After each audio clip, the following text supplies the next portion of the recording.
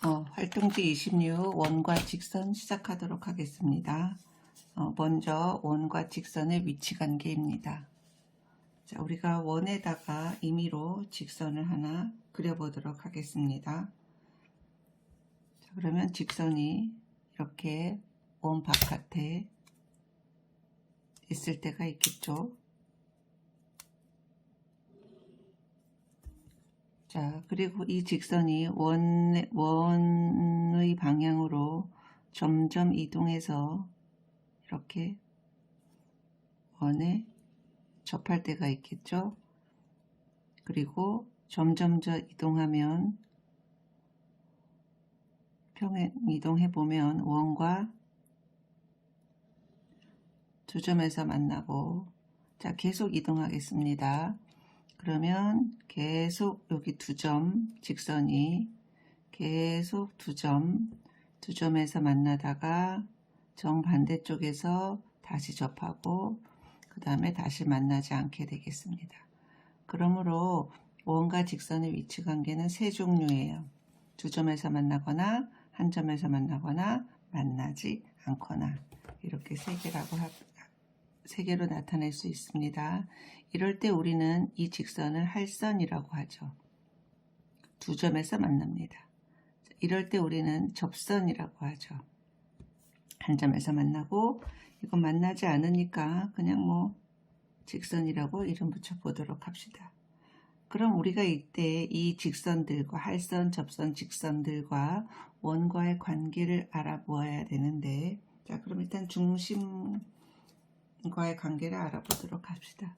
그럼 이 중심에서 직선까지의 거리를 나타낼 수 있겠죠. 그럼 반드시 어떻게 돼야 되느냐? 네, 수직 표시하셔야 됩니다.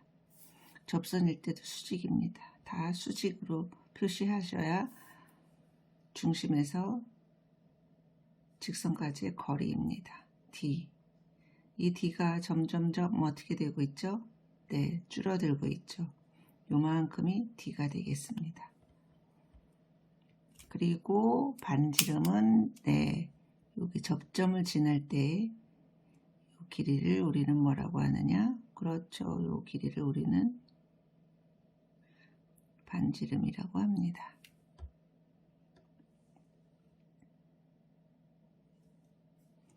자, 그러면 할선의 경우에 이 길이입니다. 그럼 D하고 R하고 누가 더 큰가요? 네, D하고 R하고 R이 더 큽니다.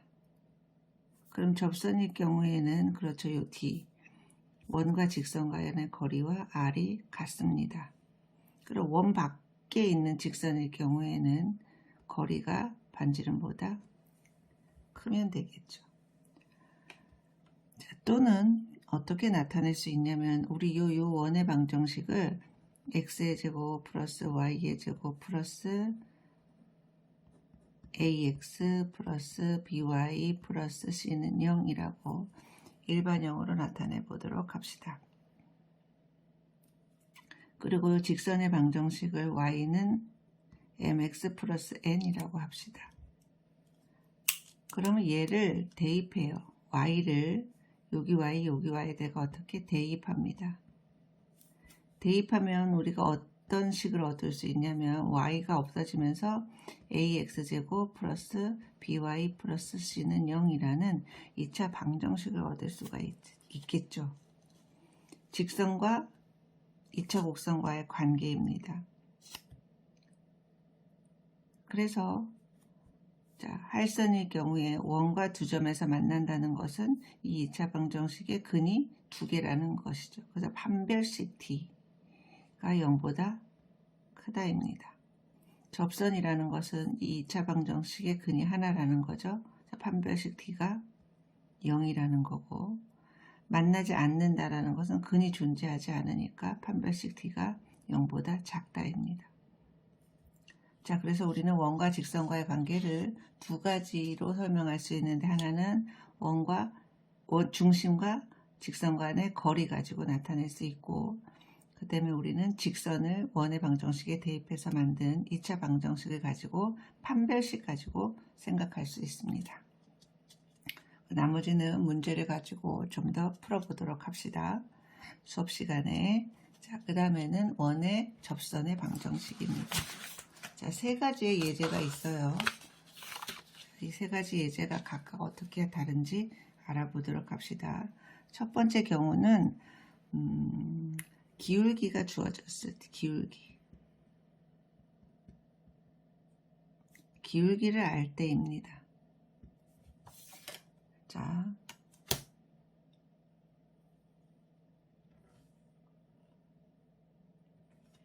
그럼 이 원이 있죠. 중심을 A, B라고 합시다.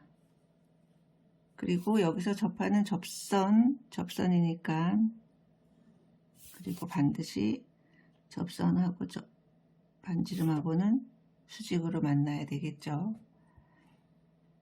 요 기울기를 알 때니까 이 직선의 방정식을 y는 mx 플러스 n이라고 합시다.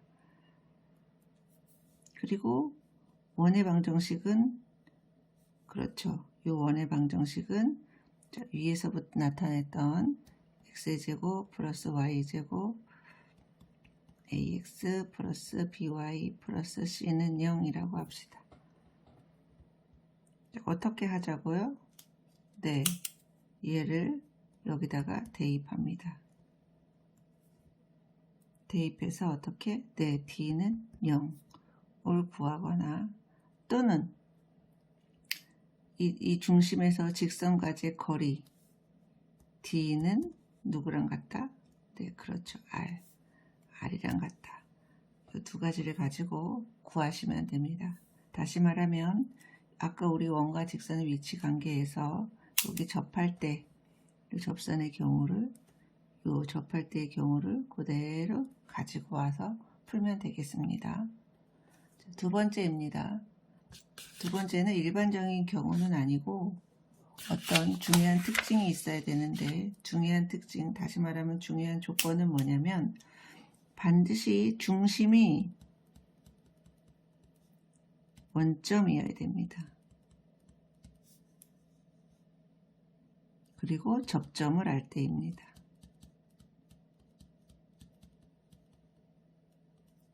자, 여기 중심이에요.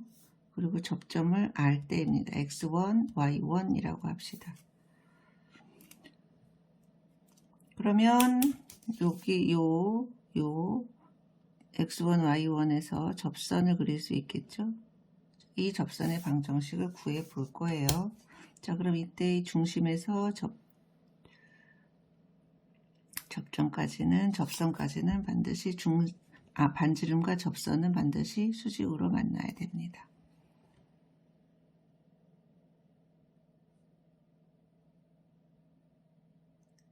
자, 구해 보도록 하겠습니다. 일단 이 접선은 반지름과 수직이죠. 그럼 이 반지름이 들어있는 직선의 기울기는 어떻게 됩니까? 네, 이렇게 구하니까 x값의 변화랑 x1분의 y값의 변화랑 y1 이렇게 되겠죠. 자, 그런데 이 접선은 어떻게 되냐면 이 기울기와 90도를 만나야 되니까 수직이 되어야 됩니다. 그래서 이 기울기 x1, y1 곱하기 m을 한 것이 마이너스 1이 나와야 되니까 m은 마이너스 y1분의 x1 이렇게 됩니다. 자, 그러면 기울기와 한 점을 알으니까 우리 공식에 넣도록 하겠습니다. y-y1은 기울기 마이너스 y1분의 x1, x-x1 됐죠? 그럼 분모를 없애겠습니다. 분모를 없애면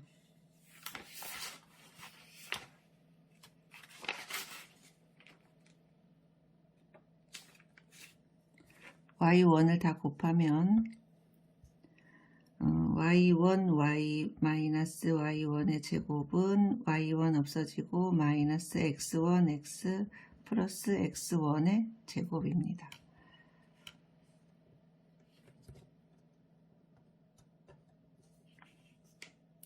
그러면 자, 요거를 얘를 왼쪽으로 옮기고 숫자들은 오른쪽으로 옮기겠습니다. 그러면 x1 x 플러스 y1 y는 x1제곱 플러스 y1 제곱이 되겠죠.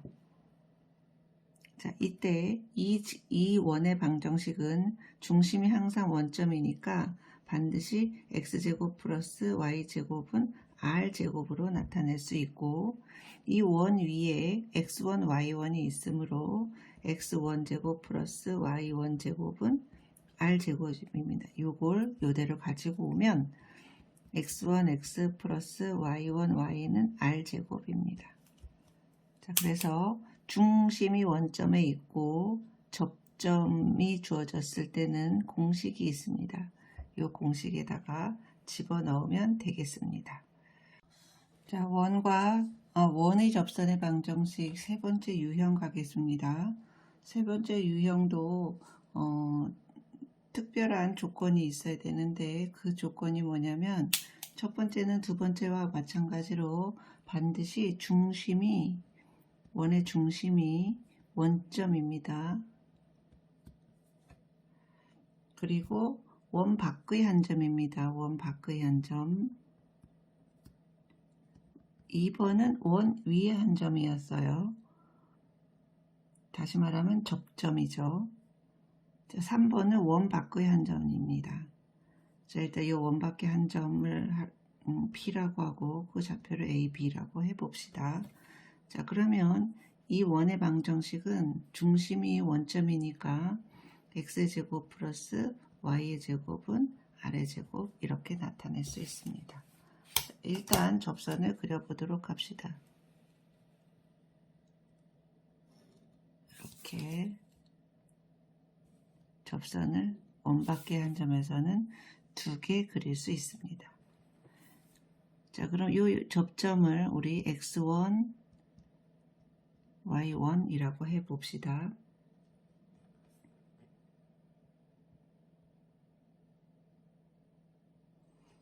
자, 그러면 접점을 알고 그 다음에 중심이 원점인 원의 방정식을 아니까 우리가 2번 공식에 의해서 x1, x 플러스 y1, y는 r제곱이라는 공식을 얻을 수 있습니다. 이게 직선의 방정식이죠. 그 직선 위에 a, b가 있으니까 x, y 대신에 a, b를 집어넣어요. 그럼 x1 곱하기 a 더하기 y1 곱하기 b는 r제곱 인식을 하나 얻을 수 있습니다. 자, 그리고 두 번째 이 x1, y1은 원 위의 점이니까 x1의 제곱 플러스 y의 1의 제곱은 r제곱, 이렇게 두 개의 식을 얻을 수 있습니다. 근데 여기 보면 x1, y1은 우리가 구해야 하는 점들이고, 요런 것들은 다 이런 것들은 다 숫자로 주어지는 점들이에요. 그러면 우리가 이 식에서 얘를 뭐 하면, 그렇죠, 연립하면 x1, y1에 대해서 2차 연립 방정식이니까 우리가 x, y를 두 쌍 얻을 수 있습니다. 그래서 두 점을 얻을 수 있게 되겠죠. 연립해 가지고 x1, y1을 구하면 되겠습니다. 문제를 가지고 구체적으로 수업 시간에 풀어보도록 합시다. 끝.